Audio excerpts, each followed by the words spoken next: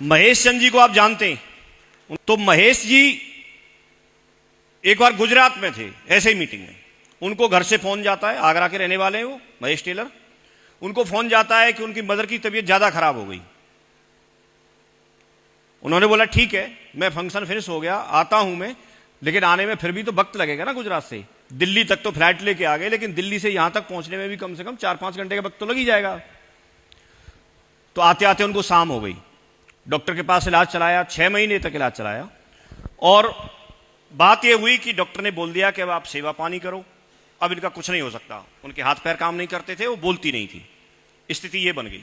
वो 3 भाई हैं, उनका कहना है एक पैरों की तरफ पकड़ते थे, एक बीच में पकड़ते थे मम्मी को, और एक गर्दन की तरफ। कहीं भी उनको वॉशरूम ले जाना है, कहीं भी एक जगह से दूसरी जगह बिठाना है, माँ है ना, हर व्यक्ति करता है, उससे ज्यादा कौन हो सकता है। तो बोला हमने किया, लेकिन हमने 1 महीने, 2 महीने, 3 महीने, 4 महीने, 5 महीने, फिर भी तो व्यक्ति परेशान तो हो ही जाता है ना। तो उनका कहना यह था कि हम समझ नहीं पा रहे थे क्या है, और बहुत परेशानी में था मैं, कि मैं सब जगह जा जाके घूम घूम के बता रहा हूं कि नौनी सैकड़ों बीमारियों में फायदा करती है। कोई 200 बताता है, कोई 100 बताता है, कोई 300 बताता है, लेकिन कौन कौन सी बीमारी है सबका नाम तो हमको भी नहीं पता। क्या पता मेरी मम्मी को जो बीमारी है वो उन सैकड़ों बीमारियों में से ही एक ये वाली हो, ये भी तो हो सकता है। और जब मैं सब जगह से थक गया, सबने मना कर दिया, तो मुझे ट्राई करने में क्या रहा है, उन्होंने नौनी पिलाना शुरू किया। ये बात उन्होंने बोली हुई है, मेरे पास रिकॉर्डेड है, फिर कभी आपको दिखाएंगे। और उन्होंने पिलाना शुरू किया, उनकी मम्मी नौनी को पीती रही लगातार, नियमानुसार उन्होंने गुनगुने पानी में सुबह शाम खाली पेट लेकर के घोल करके पीना शुरू किया।